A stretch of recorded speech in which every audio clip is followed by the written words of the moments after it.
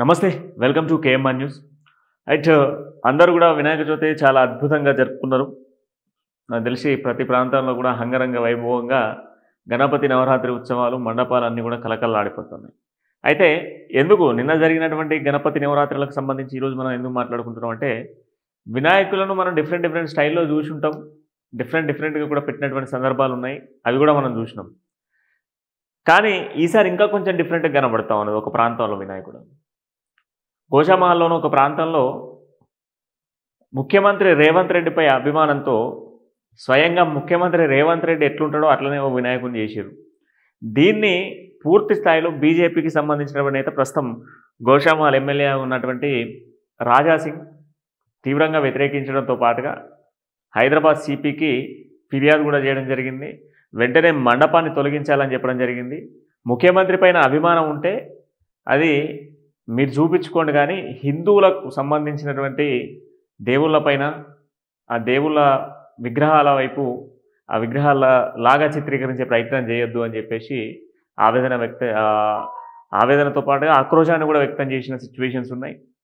In case విగ్రహాన్ని అక్కడి నుంచి తొలగించకపోతే పెద్ద ఎత్తున కార్యక్రమాలు చేయాల్సి ఉంటుందని చెప్పేసి హెచ్చరికలు కూడా జారీ చేసిన సిచ్యువేషన్స్ కనబడుతూ ఉన్నాయి.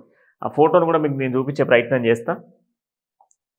ఎవరైనా పెట్టుకుంటే అభిమానంతో ఎవరైనా ఫోటోలు పెట్టుకుంటారు, లేకపోతే వీడియోలు పెట్టుకుంటారు. ఈడ చూడు, ఈ ఫోటో చూడు, ఇదేనా ముఖ్యమంత్రి రేవంత్ రెడ్డి గారి గెటప్తో పెట్టారు ఈ ఫోటో. ఇగో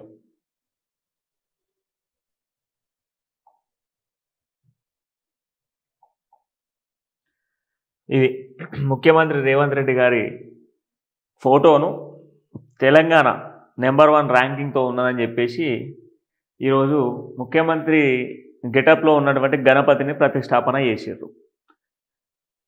ఇటువంటి చర్యలకు పాల్పడుతూ ఉన్నారు. ఇది సరైన పద్ధతి కాదని చెప్పేసి రాజాసింగ్ ఫిర్యాదు చేయడం జరిగింది.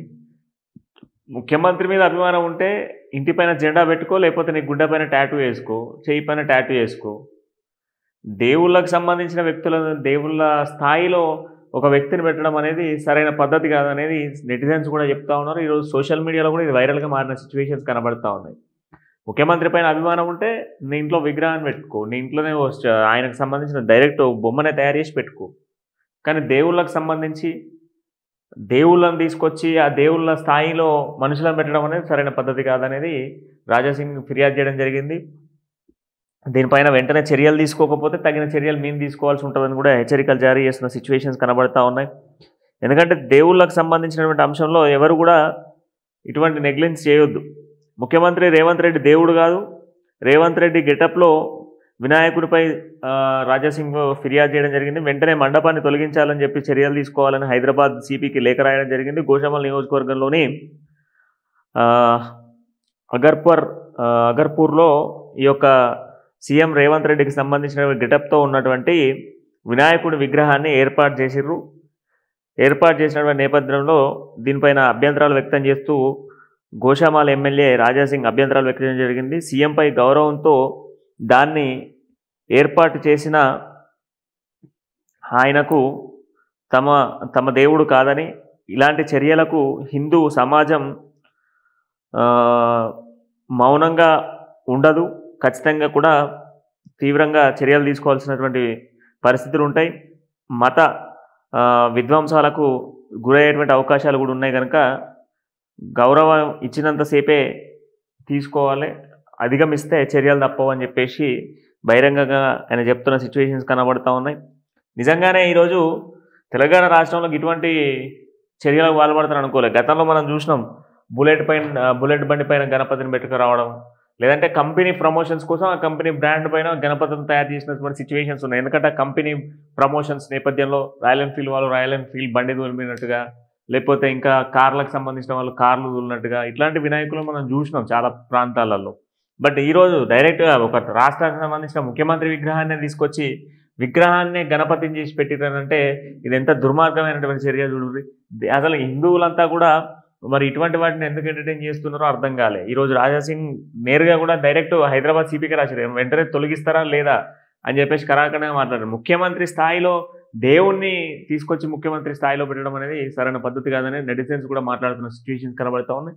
దీనిపైన ప్రభుత్వంగానే పోలీసులు ఎటువంటి చర్యలు తీసుకుంటారు అనే దానిపైన కొంత వేచి ఉండాల్సిన సిచ్యువేషన్స్ అయితే కనబడతా ఉన్నాయి. ఎందుకంటే నిన్న రాత్రి సమయంలోనే ఇది ఓపెన్ అయింది కనుక ఉదయం సమయానికి ఇప్పుడు వైరల్గా మారుతున్న సిచ్యువేషన్స్ కనబడతా ఉన్నాయి.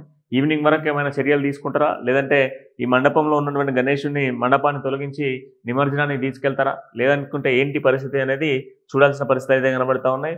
రేవంత్ రెడ్డి స్టాండర్డ్ మొత్తం కూడా గెటప్ అంతా కూడా రేవంత్ రెడ్డి గెటప్లో వేసిర్రు. విగ్రహం దగ్గర మాత్రం కేవలం గణపతికి సంబంధించినటువంటి ఆకారాన్ని చిత్రీకరించిన సిచ్యువేషన్స్ ఉన్నాయి. మరి ఇటువంటి చర్యలకు ఎవరు కూడా పాల్పడొద్దు. ఏ వ్యక్తికి సంబంధించినటువంటి అభిమానం ఉండొచ్చు, తప్పులేదు. కానీ అభిమానంతో దేవుళ్ళ విగ్రహాలను మీ యొక్క అభిమానుల నేతలపైన, హీరోలపైన చిత్రీకరించే ప్రయత్నం చేయకండి. ఇటు విగ్రహాలు తయారు చేసేటువంటి కళాకారులు కూడా వ్యక్తులకు సంబంధించినటువంటి ఆనవాళ్ళతో విగ్రహాలు తయారు చేయండి. దేవుడిని దేవుళ్ళలాగా పూజించేటువంటి హిందూ సమాజం ఉన్నది కనుక దేవుళ్ళని దేవుళ్ళలా భావించేటువంటి వాళ్ళకు మరి విగ్రహాలు చేసేటప్పుడు కూడా సరైనటువంటి పద్ధతిలో విగ్రహాలను చేయండి. ఎవరో ఇచ్చినటువంటి ఆర్డర్ల మేరకు విగ్రహాలను తయారు చేసి ఇటువంటి మతపరమైనటువంటి విధ్వంసాలకు గురిచేసే ప్రయత్నాలు చేయకండి. మరో వీడియోతో మళ్ళీ కలుద్దాం. అంటిల్ దెన్ చూస్తూనే ఉండండి KMR న్యూస్.